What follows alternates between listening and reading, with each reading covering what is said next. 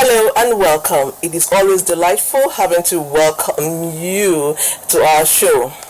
Yes, for some time now, there's a very popular saying, and it's an old saying that goes, tough times don't last, but tough people do. In the light of what we're going through as individuals, as a nation, as a people, we must remain positive, resilient, and tough. And because we are fighting a common enemy, COVID-19, we must do it together. We must do it together. Every day, the number of confirmed cases keep rising, but the government has continued to do her very best to make sure that you and I are safe. But while the government is putting in place measures to make sure that we are safe, matters are arising. Our focus this morning on the show is COVID-19 and matters are rising. For example, the need for a lockdown brought to fore the need for palliatives. We'll be taking a look at that. You know, Nigeria as a nation has a large informal sector, hence the need for palliatives. Also, another sector that has been affected is the educational sector, and we have as a special guest the Minister of State for Education to tell us where we are and the way forward. What are the challenges with e-learning? What is the role of parents as far as e-learning is concerned? That's what we are taking a look at in this background. Let us watch it together and learn. The COVID-19 pandemic has led to school closure across the country. Everyone, parents, teachers, students, and even government agrees that e-learning is the only way to keep students engaged and learning during this period. Schools are shut, and we know that there is a popular saying, you rest to rust. If we allow the children to just stay at home, doing nothing, not learning, it's not going to be beneficial to the nation as a whole on the long run. It's going to have negative impact on all of us. And so there is a need for all our children while at home to continue to learn. And e-learning is a way they can get that done. E-learning, by the way, is learning using internet, online, remote learning. That's another way another word you can use for e-learning. Learning remotely from a distance. In other words, the teacher may be somewhere far away, the student is in another place, and they are able to connect. It could be through radio, it could be through internet. So that's what e-learning encompasses. Even before COVID-19, there was already high growth and adoption in education technology. And with different application tools today, there have been a significant surge in usage since COVID-19. COVID-19 came by surprise. We weren't prepared. And this to let us also know that as a nation, our education system, we need to rejig it. Because, for so many other nations, it was so easy for them to switch. In some schools also, it was just a quick switch that were done. I know of some schools that quickly they just switched. As a nation, we need to prepare for eventualities like this. While some believe that the unplanned and rapid move to online learning with no training, insufficient bandwidth, and little preparation will result in a poor user experience that is unconducive to sustained growth, others believe that a new hybrid model of education will emerge with significant benefits. The most challenging aspect of it is the accessibility by learners. Data are very expensive. How do you get the parents to get these devices overnight? And how much do the parents have in the first place to buy all these things? They are struggling with how to feed now, how to cope. Some of them are not going out, they are staying at home and all that. Electricity is another. Where we don't have electricity consistently, it can disrupt learning. The effectiveness of online learning varies amongst age group. The general consensus on children, especially younger ones, is that a structured environment is required because kids are more easily distracted. Parents have a very big role to play now that they are at home with their children. They should guide them, ensure that they queue in when they are supposed to queue in to take these lessons.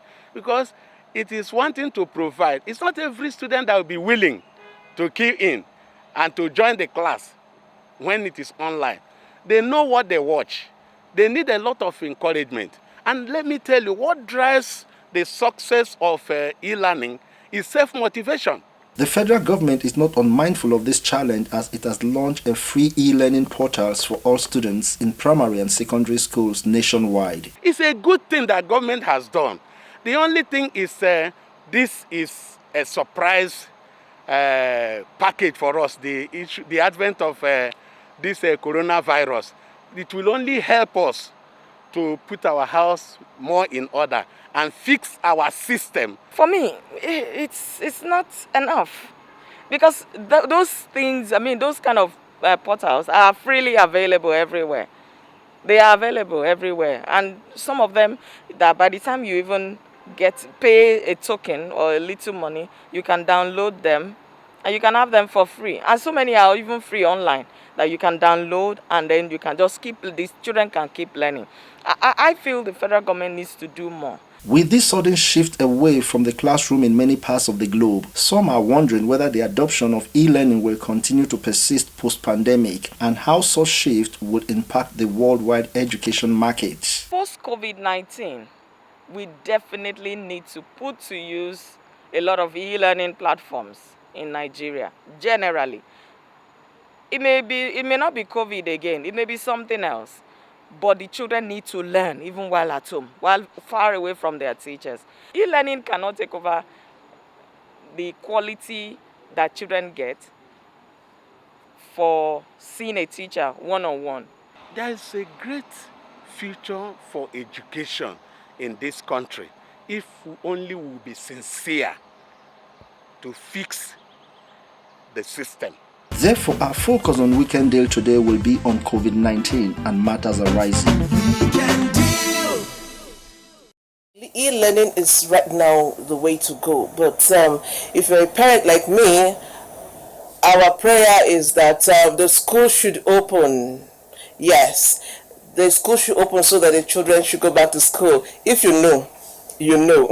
Yes, moving away from that, like I said, tomorrow is going to be Salah. Let me be the first to wish you back at the Salah in advance to all our Muslim brothers and sisters, and of course to take us through what we should know about this particular Salah. Like I said, it's a celebration like never before. It's COVID-19. There are so many measures on ground that will prevent people from congregating, but so how would they celebrate the Salah? The next picture will tell us more.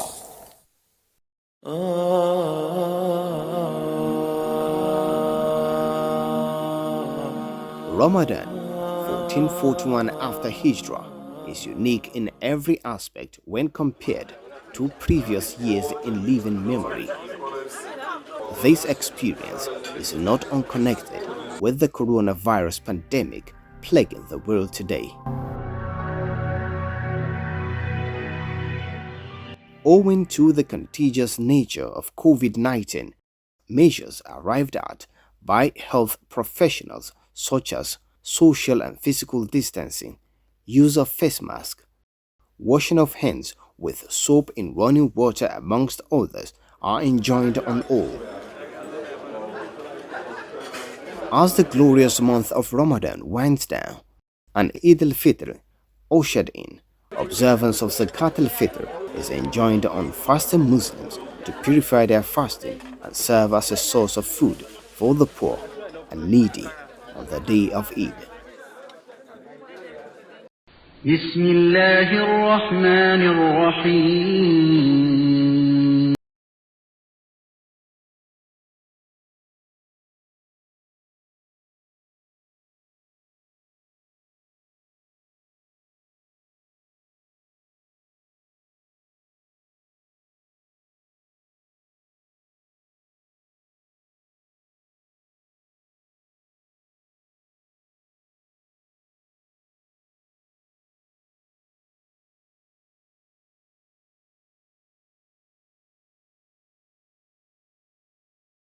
Obedience to constituted authorities is being emphasized at this crucial point in our world today. Let us all be guided by the informed, sincere, and well thought through pronouncements of health experts, political leaders, traditional rulers, and religious leaders. Eid Kum Mubarak.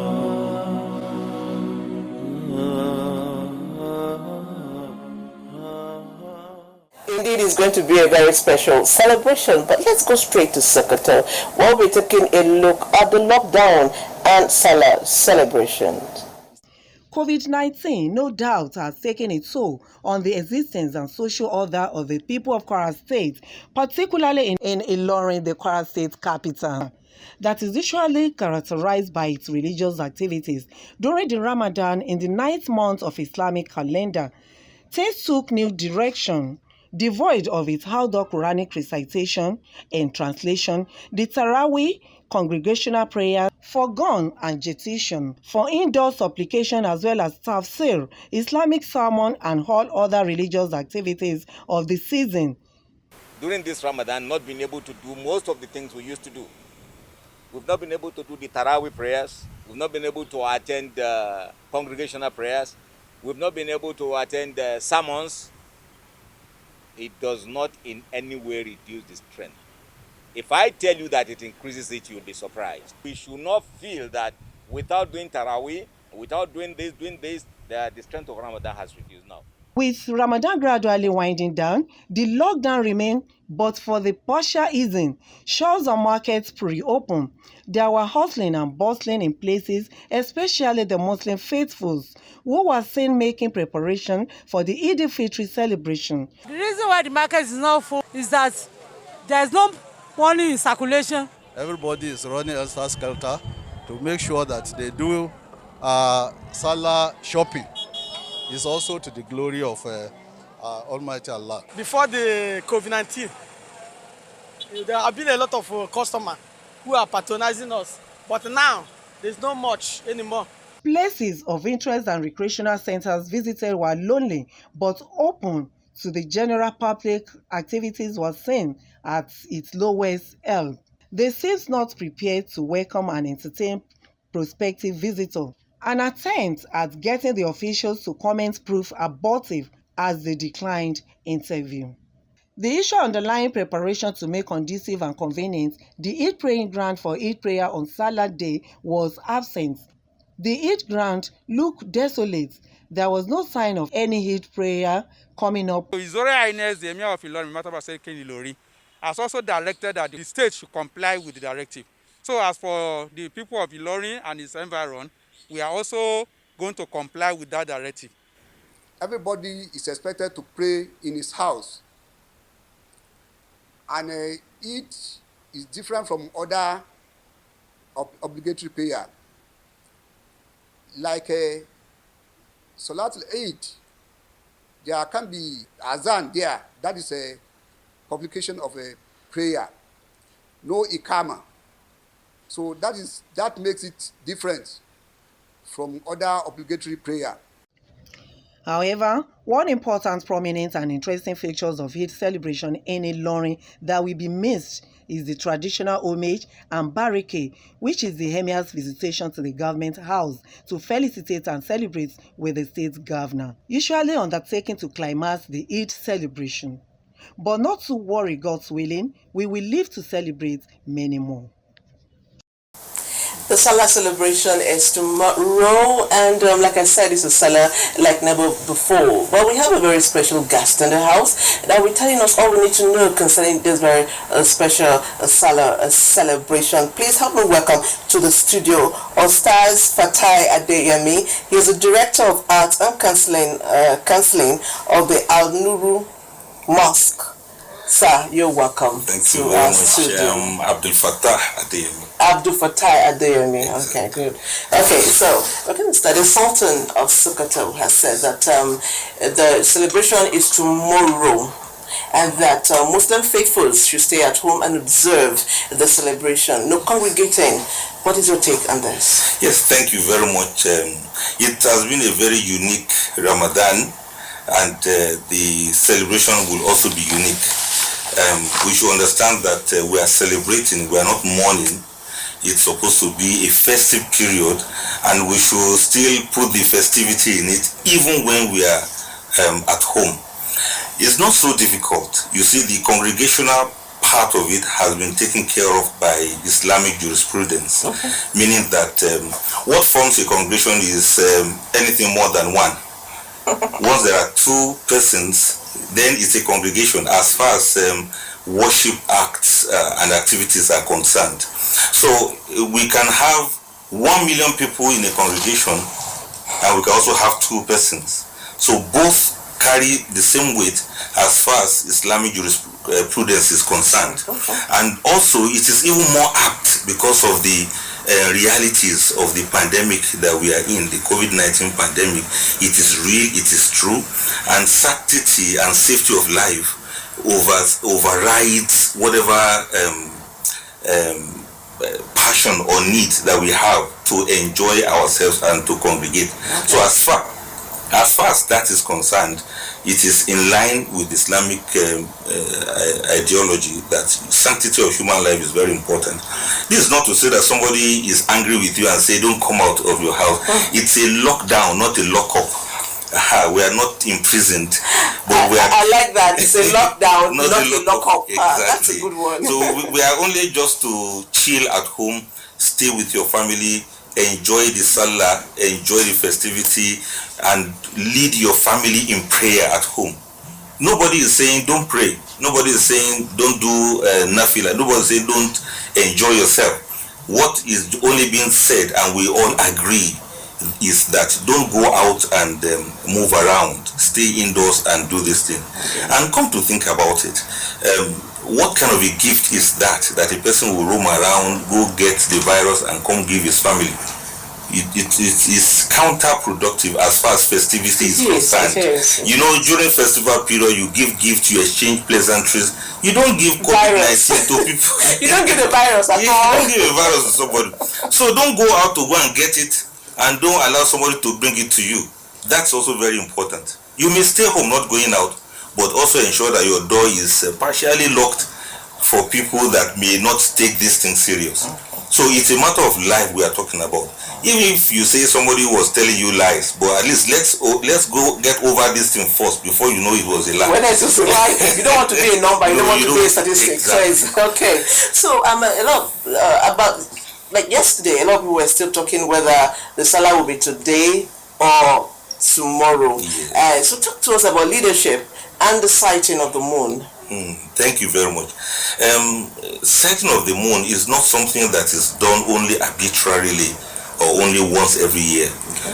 Contrary to what some people think, they think it's only during fasting time or during big Salah that the moons are sighted. No, every month, for those who have been following it, under the leadership of the Sultan, every month the moon is sighted consistently. Every month? Every month, yes. Wow, okay. Those who know, they know. Those who don't know, they don't know. So it's not about the celebration. No, it's not about something that happens every month. Blessed month. Okay. There are committees of experts, meteorologists and the rest of them, scientists and also ulama. Okay. It's a constitution of experts to sight this moon every month. So with that consistency, we were able to sight the moon to begin the fast, and the sighting of the moon will still have to be done to end the fast. So the Sultan doesn't just pronounce, Okay. There are consultations, and very far and wide indeed. Okay. And so it has been said that an Islamic month is 29 or 30 days. Okay. So we are still within the 29 or 30. Okay. There's nothing that is outrageous about it. Okay. We can only ask questions if we only fasted for 28 days, which is not possible. It has to be 29 or 30. And it's going to be 30, for example, if we are not able to sight the moon through all of these gadgets that we have. Then we now say, okay, in that case, that means it's going to be till the following day. Once it is 30, whether we sight the moon or not, the celebration goes on. Okay. Another question I want to ask that is it because we are in different geographical locations all over the world, yes, and Muslims are all over the world. Is it every country to themselves, or it's a general? If I sight the moon in Nigeria, somebody in Saudi or somebody in Russia should sight the moon. Yes. It's collectively. Yeah, it's we all share only one moon. That's one truth. Everywhere in the world, there's only one moon. But the differences in the passage of the moons, they are very far in some places, and they are very minute in some places. That is a matter of few hours between one country and the other. Take for instance now, the moon is to be sighted towards the evening. If the sky is cloudy, or the moon has some delays in coming out, if it doesn't come out within that time, it's just like 40 minutes or 1 hour period for sighting it. Once you do not sight it within that time, it is taken that it has moved to the following day. So after, when we'll be like 9 p.m. in Nigeria, it is 3 p.m. in some places. And so that means they will also be following us behind in that way until when they sight theirs. We have 24 hours in a day, and in Islamic day system, they start counting from the night. You understand? We count from the night, not from the daytime. So if it is 7 p.m. today, for instance, we are already on Sunday as far as Islamic counting is concerned. But the AM and PM thing confuse people. AM, PM is for the sun, but this one of night and day is for the moon sighting. And that is reserved for religious activities and Islamic calendaring, so to speak. And so somebody need not be confused about it. Some countries may sight it earlier than some countries, and these differences are not so much like that. Between us and Saudi Arabia, for instance, just 2 hours. 2 hours, just 2 hours. Yes, just 2 hours. So the difference between us and them may not be so much. May not be so much like that. Okay. And some other countries, of course, Germany and the rest of them like that, we have variation of hours. Between Nigeria and UK, for instance, the hours are not so much. So you can see the distance between Nigeria and UK, and then Nigeria and US, Nigeria and Saudi Arabia. With those differences in hours, it also affects the way the moons are sighted. But the safety net there is that so long as the Ramadan is not more than 30 days, and it is not less than 29, whichever area is taken there is still accepted. It's not an on the dot o'clock kind of moon sighting. It spanned time, and within that time, the leadership has taken that decision with those consultations. And mark you, the unity of purpose, the unity of pronouncement supersedes the count of whether it's 29 or 30. Because 29 or 30, we are still correct. It's like 6 and half a dozen. Okay. So it depends on how you call it. Okay. Well, there's a Zakat al-Fitr. It's a very important ritual for the Eid al-Fitr. Exactly. Talk to us about it. Yes, Zakat al-Fitr is the name we call the kind of charity you do for Fitr, that is for celebration. For those who have fasted, it is made compulsory for them to give out foodstuff and other things that people can eat to make them happy on the Salah day. Bearing in mind that when we all had fasted, fasting is a very big leveler. It doesn't matter how rich or not very rich you are. If we all ate during that early hours of the morning, if you eat this much or eat this much, just wait till 12 noon. And see what happens. We are all going to be the same. So that leveler is there for everybody, regardless of who you are. And so we have done that for 30 days. But when it is time to start eating, some people really don't have this food to eat. So those who have, it is now mandatory on them that even on that Salah day, let us also be equal. If you have, you are to give that charity. So that's the question now. In the light of what we're going through, yes, stay at home and do it. How is this Zakat al-Fitr going to It's very easy, because you have to give it to people around you, your neighbors. You don't have to like go and sleep in their house to give them the food. Just the way we saw the government distribute palliatives, this similar way through which Zakat al-Fitr will be distributed, but for those around you. You don't have to go far away from your environment. That's number one. Number two, in case if there are difficulties, like people who live in estates and nobody will agree that they are poor. But you know people outside those areas that are needy, but you cannot go there because of the lockdown and some other restrictions in movements. You can monetize it and forward it to them through their bank account. The scholars have put heads together to say, everything is unique now, and they have said it is acceptable for you to monetize it and send it to somebody. If you're in Abuja, for instance, somebody is in Suleja, and due to the restriction in movement, you are not able to go there, you can calculate what was due to them and send it to them, and everything is all right. The spirit of it is that on the Salah day, nobody should be hungry again. After fasting. After all, we are not fasting again. Why should some people have plenty to eat and some have nothing to eat? So the Sharia makes it compulsory. It's not even a favor that you do to others. It is you must do it, because after this leveling thing, the spirit is that you have been trained for this 1 month. For the remaining 11 months, lo and behold, this is what thou shalt do for the remaining 11 months. Take care of those who could not eat the way you were also hungry during the month of Ramadan. If this could be followed, I think the strife and the problem of humanity will be very, very much reduced. And this doesn't mean that this is my religion, this is not my religion. This is what every religion preaches. You have to be your brother's keeper.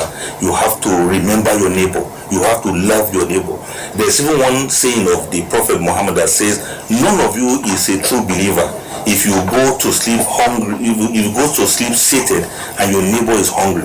If you pray throughout the night, if your neighbor is hungry, God will not look at your prayer. So it is as serious as that. Serious as that. Yes, and if we do it, all of us, regardless of our religious inclination, we know that this is humanity. It's humanity. Hunger doesn't know religion, I agree with you. But you see, we are human beings, and some people are waiting for the fasting to be over to return to their old ways. What do you have for them? Old ways. Well, we had restricted ourselves not just from hunger and thirst, like you rightly pointed out. From many other things. People have fasted from gossiping, backbiting, hatred, bigotry, nepotism, all of those things that people do. Some people even have been on break. They no longer quarrel with their wives during this period. Oh, we should continue. That should continue. No longer quarrel. Well, I just said it. It happened the other way around. Yeah. But you see, the blessing part of it is that we have all been trained.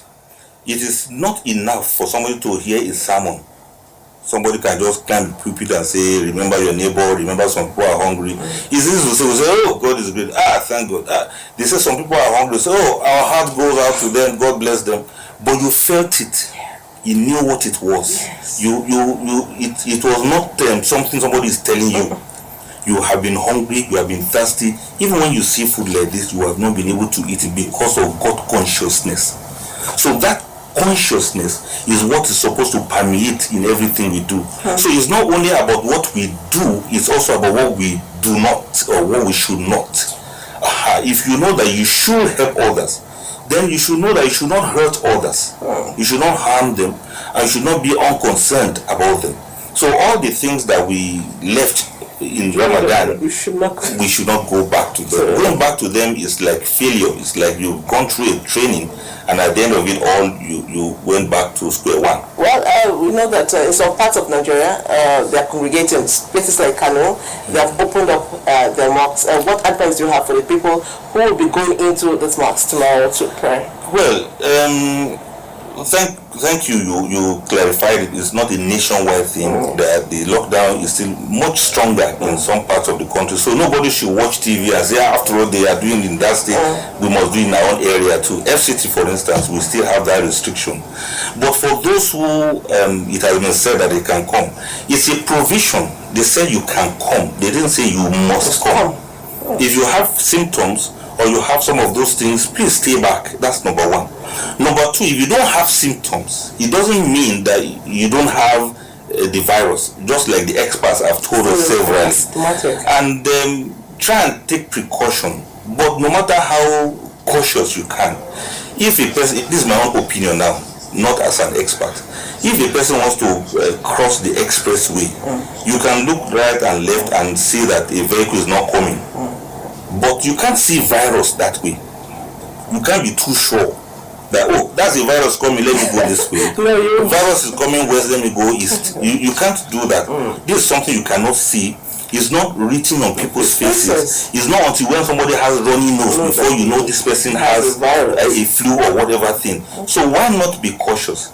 The states where these things have been, eased, they are not giving you a license that should just be so loose and lascivious. What I would advise is like when the markets are opened, it doesn't mean you must go and stay there if you don't have any need for it. Why not stay back home? For those who go for the Eid, let me quickly mention this. The Eid prayer may not last for more than 10 or 15 minutes. Once you finish, if you have to, if you must go there, once you finish, please go back home and take the necessary hand washing and the rest of them. If you are going to the mosque, please go with your face mask and be very careful. Be very careful. Thank you so much, Esther Adeyemi. I've learned so much from you. We must remember that the Sultan has said that all Muslim faithfuls should stay at home and celebrate. And we have been told today that a congregation, more than a person, is already a congregation.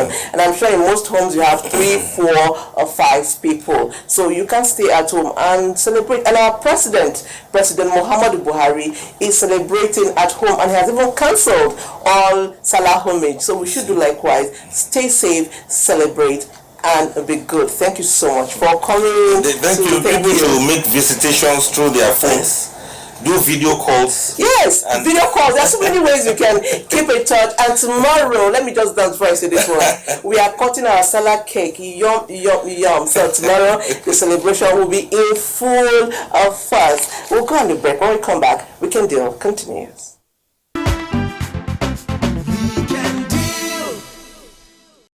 Welcome back again. If you're just joining us, it is We Can Deal, Africa's biggest deal. Our last guest talked to us about Salah, and I told you that we have a very special guest. He's already here. But before you meet my guest, let's take this picture on the impact of e-learning on COVID-19. The coronavirus pandemic has brought with it new challenges for families in Nigeria and across the world. Before now, parents had a sign of relief when their children spent a better part of their time in school under the watchful tutelage of a teacher. With the corona pandemic, there is a new norm now: parenting and learning, where students are forced to stay at home and learn online. E-learning is education conducted via electronic media, typically the internet. It involves accessing the education curriculum outside of the traditional classroom.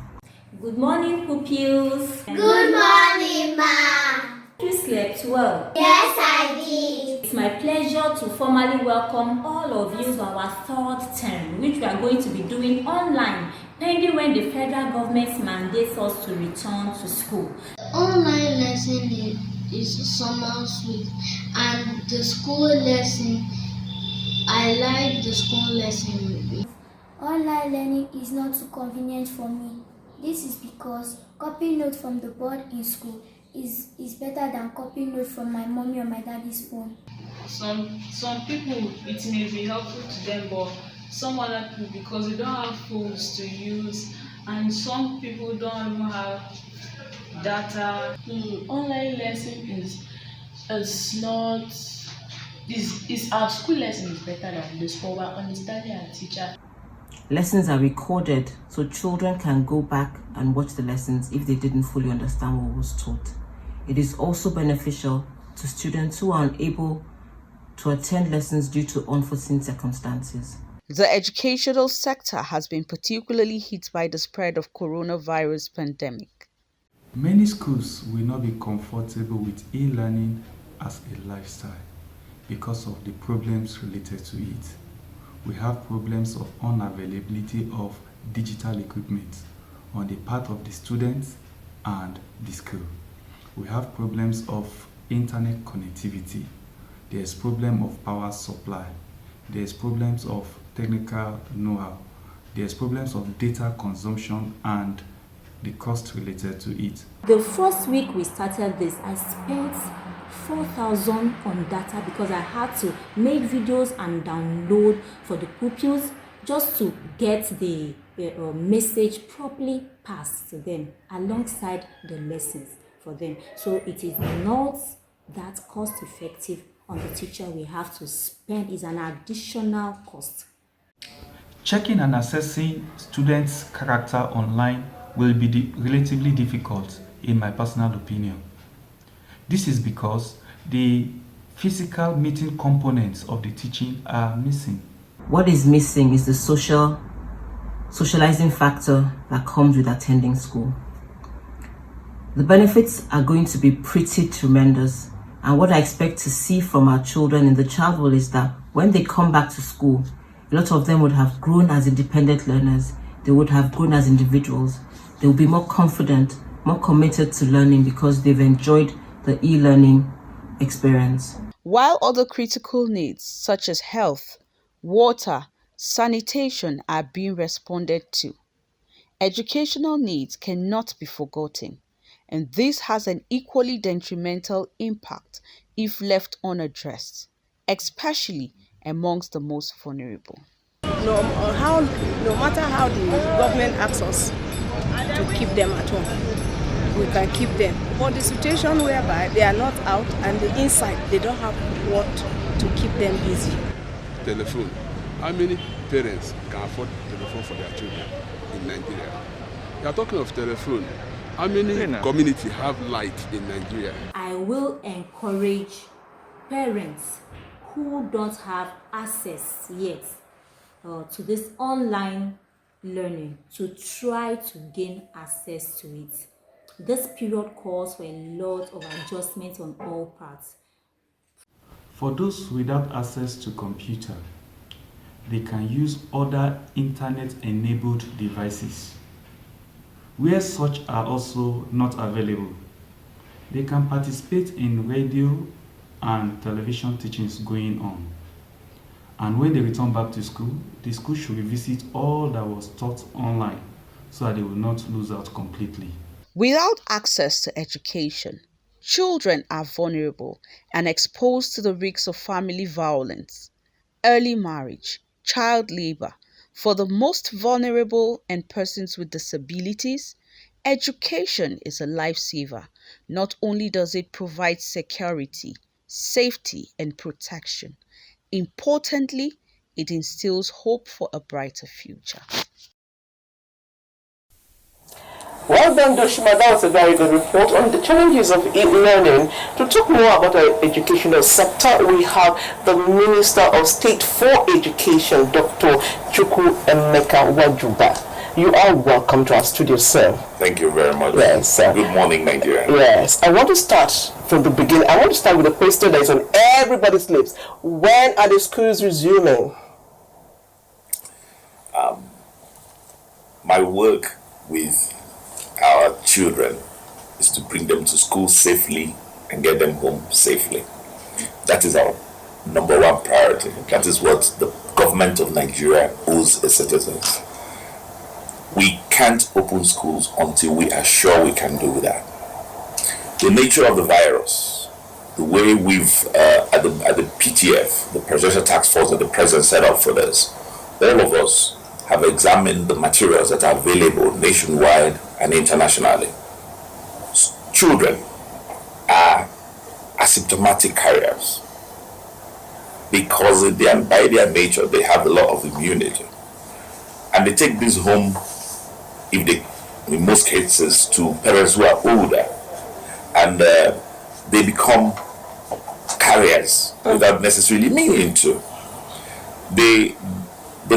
The way we are socialized, because we all are products of our socialization, is that children are our love, our joy. You can't stop hugging your child. You can't stop being close to your child. Even to teach them, you need to bend over them. You need to work with them. You need to carry them at times. You need to just be near them. Yes. Children can't be just wished away.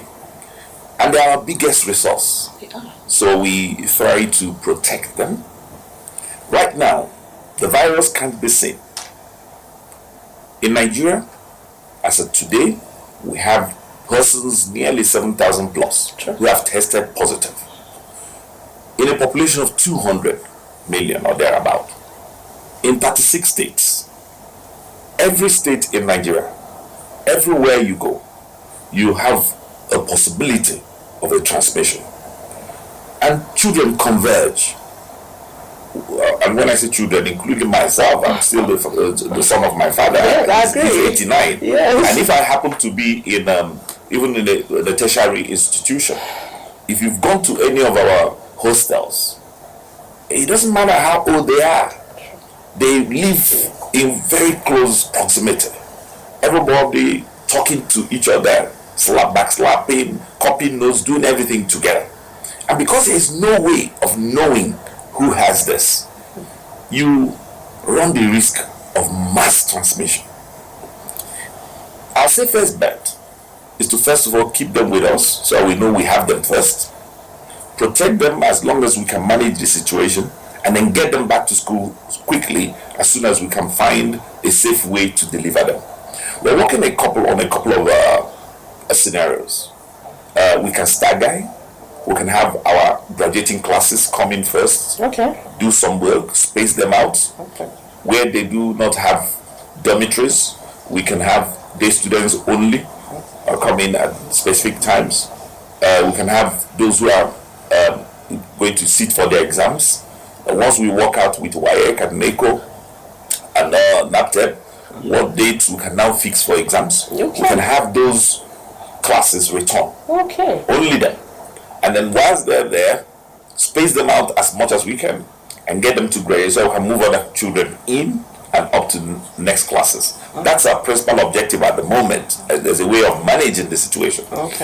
However, remember that for each group of students you assemble in any place, you're going to have teachers, you're going to have people who work in those schools. Not just the staff. Not just staff. Yes. A school is not just for us, just child working and working. There's a lot. The gamut is enormous. And so we're also working at some sort of technological input there. Because the public schools in Nigeria, about 68,150 public schools, and then about 15,000 to 35,000 private schools around Nigeria. It's a large country. Nigeria is a huge country. We have a total of 115,000 primary schools around Nigeria. It sounds unbelievable, but that's true. Now, spread, there are 8,800 more wards in Nigeria in various communities. Now, in some densely packed inhabited communities, it is very difficult to just move children around that way. So we're thinking of as a boot, that's a disinfectant boot that we can put in all schools that disinfects you as you go in and disinfects you as you leave the school. Now, if you can enforce that, and that would be a massive operation because we're discussing this at the PTF level. Myself, the Minister of Environment, the Ministers of Science and Technology, we've had discussions around this to first of all fumigate the schools, because what is happening at the moment, I'm sure you've noticed, some states have reacted. They've created neighborhood markets in some schools using school compounds. So essentially all schools need to be fumigated. We need to put and install. We think this is an opportunity to upgrade the lab sanitary conditions in some of and mostly all of our schools. I've done this since I joined the ministry. I've also looked at it from a non-government point of view and seen some of the areas where we've intervened, and some of the sanitation work needs to be upgraded, even for the students to be able to use them. So there are a lot of things we are considering and working on. As soon as government is comfortable that we can safely get these children in and get them out to the homes safely. We'll do that. So we're thinking, we're doing, and we're planning to install all of this. But are you working with the state government? Because this is at the federal level. Are you in sync with the state governors so that it should be done together? Oh, yeah. You see, Nigeria is, first of all, when you hear the chairman of PTA, Boss Mustafa, keep saying we have one national response. Every country will contain this the way they will draft a guiding policy. Everything we do at the PTF is only a guidance principle, and everybody then begins to farm out, because you tweak it a little to suit the local balance wherever you're operating from. The way it's operating in Katsina may not be how it's operating in Abia. Nigeria is a vast country, and its people, and what we do is coordinate what our thoughts around. Okay, while we're waiting for all this, it's a wonderful idea, by the way. While we're waiting for all this to take place, e-learning is what is going on now. Exactly. So I'm worried about the public schools. I know a lot of private schools are already doing the e-learning thing. How the private the government schools, the local government schools, how are they faring as far as e-learning is concerned? Now, this is a huge challenge for us. What we can do at the federal ministry is what we've done. At the Federal Ministry of Education.gov, you can access all the materials that are our curriculum.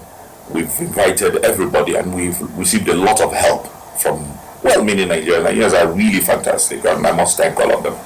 They've provided online materials. If you just open up the website of Ministry of Education, it will direct you to the COVID response, so that you have all the materials you need to transmit.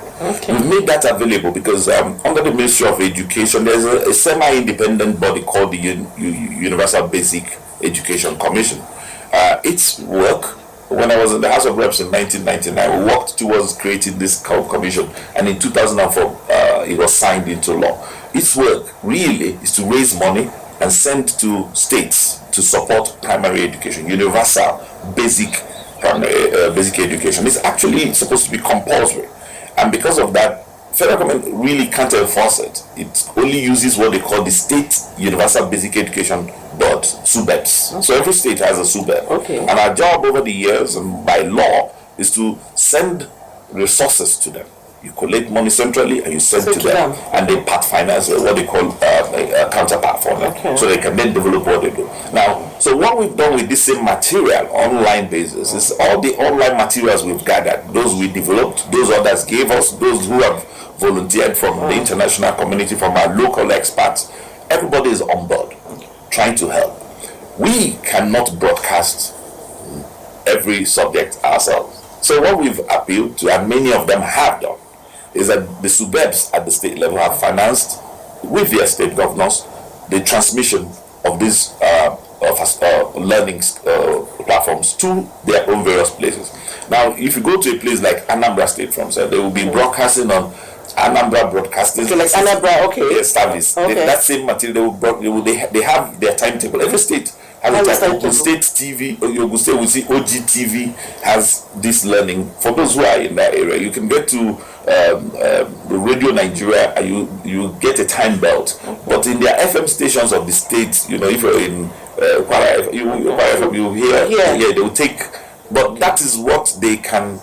That's their own time slots. Is up to the state. If you're in Jigawa, for instance, the governor of Jigawa has apportioned what times they want to. They're working with the SUBEB. So every state will then retransmit at the times and then the portions the way. Nigeria is a vast country. I keep repeating because apart from the places like cities, where our biggest challenges are the remote places that we are hardly accessed. There are parts of Nigeria where they're so geospatially spaced that you. So I'm thinking, are you thinking of educational palliatives? I don't know. That word just came. It just came to me. Educational palliatives, right?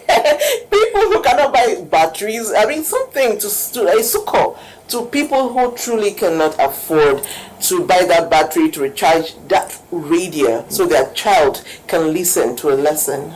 Yeah, we are working with the Ministry of Humanitarian Affairs. The president had President Mohamed Buhari had already given matching orders. He said, look, originally, the school feeding program, as run by the Office of the Vice President before the creation of the Ministry of Humanitarian Affairs, was targeted at addressing and drawing children to schools. Yes. Now, part of the reason they come to school is no longer available. Can you please go and meet them at their points of need? True.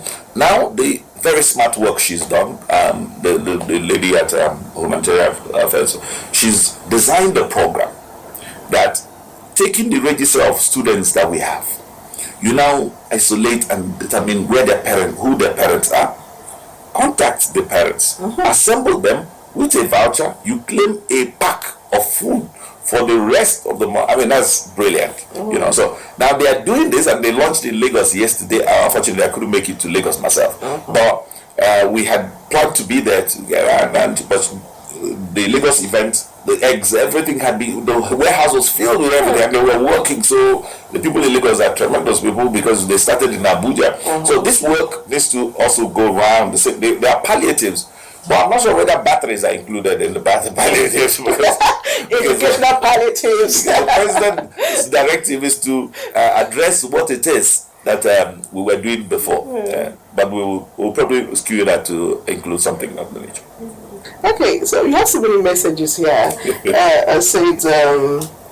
Somebody asked again, with WAEC examination still hold by June, Joshua Akwa from Akwa Ibom.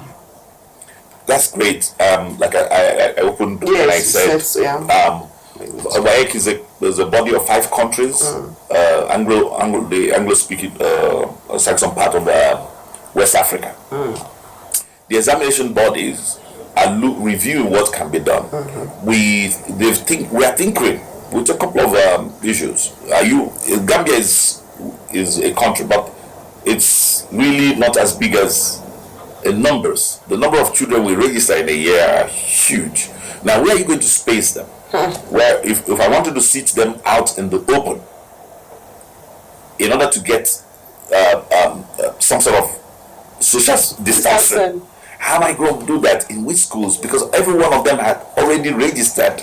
If you're in federal government college in Kiyawa, in Jigawa State, and you're from Edo State, how do I need to return you to that place? That's still a problem for us.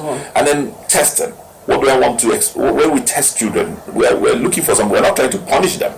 We're only trying to extract from them some level of knowledge, what you've known. Are you able to titrate when you see a pipette? What are you going to do with a Bunsen burner? Where is it that you're going to be able to have? For a lawyer, you are talking so well about titration and pipetting.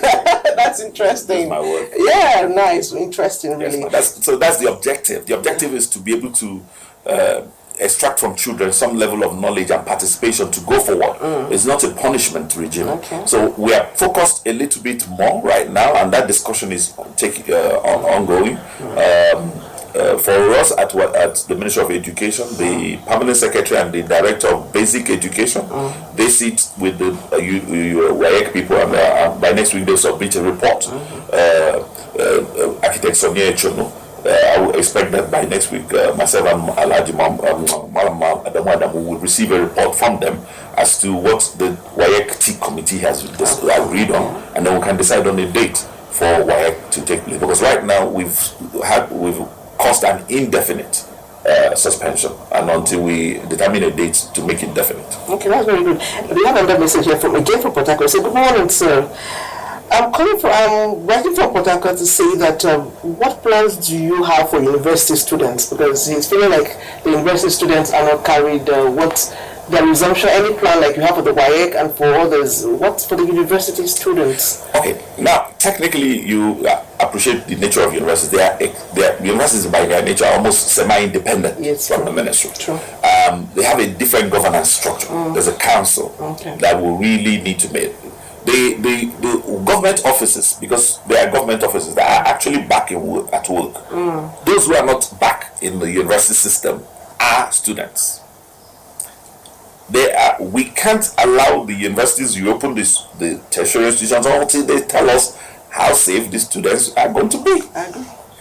People believe that because they are adult students, because my children also have a couple of them in public universities here, they worry me as well. At home, my children, the ones that I graduate, are already like What are you guys doing here? So I understand the nuance that goes around that.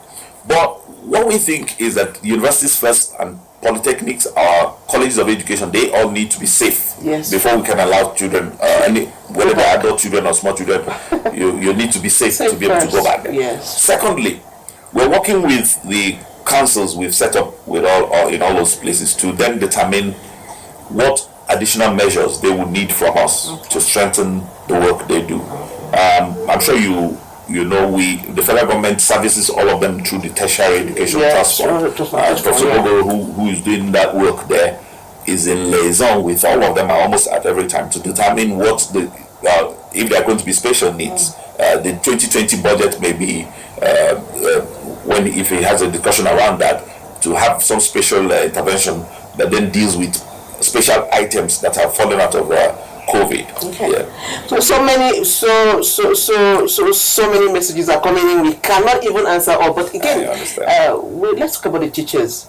Don't you think the teachers will become rusty? What are you doing to make sure the teachers are fresh and that they don't get rusty, staying at home and doing nothing, basically doing nothing like they used to? Well, for me, I've spoken about this to teachers. This is your time to learn new things. This is your time to experiment. We at the World Teachers Day in October, I did say the teachers are the future of any country. So if the teachers go to sleep now, that means this country is going to sleep. I've advised, please, teachers, if you do not know how to use a computer, this is the time to learn. If you've not seen one before, try to see one. If there's anything we can do, Professor Jiboye, who is at the Teachers Registration Council, has brought up a couple of things that they want teachers to do. Anything we can do. NTI is open. That's not closed, so they're still willing to train those who have some time on their hands, those who, and most of them are doing a lot of work also engaging their students, because I've heard and I've seen even public teachers trying to reach their students from different places.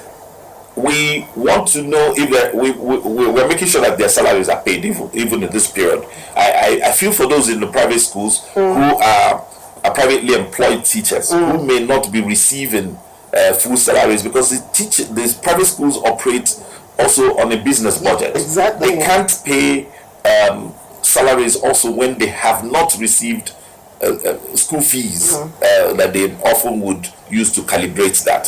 So for us, anything that needs to be done, we will do. We are willing. We just some of them are not able. Okay, so maybe your educational palliative should include teachers.